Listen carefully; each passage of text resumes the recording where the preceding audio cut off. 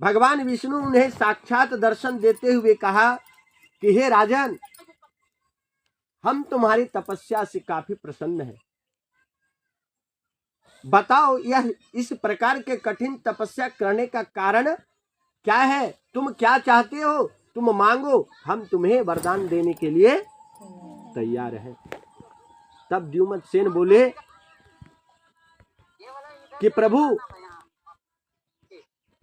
हमें कोई चीज की कमी नहीं है, लेकिन यह हठी तपस्या का कारण यह है कि हमारा कोई पुत्र नहीं है। और हम सबको ही जानते हैं कि जिनका वंश नहीं होता, जिनके यहाँ पर पुत्र और पुत्री का जन्म नहीं होता, वैसे जोड़े को लोग समाज में क्या कहते हैं?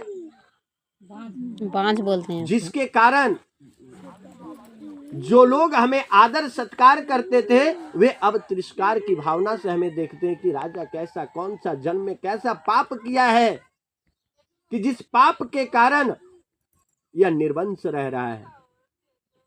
और इस बात की चुभन जो है हमें इतनी न पीड़ा देती है कि रात्रि का भी नींद हराम हो जाता है।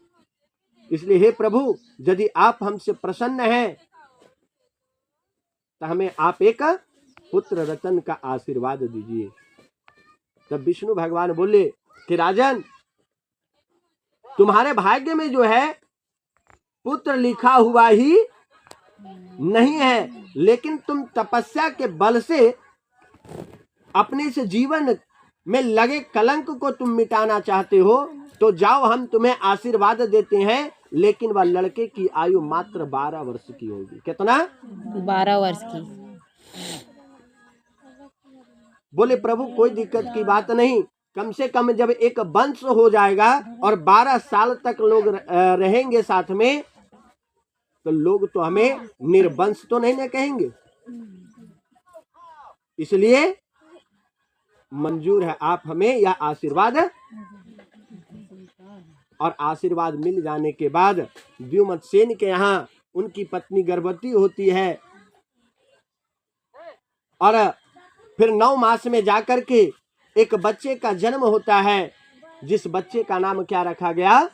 सत्यवान। क्या रखा गया? सत्यवान।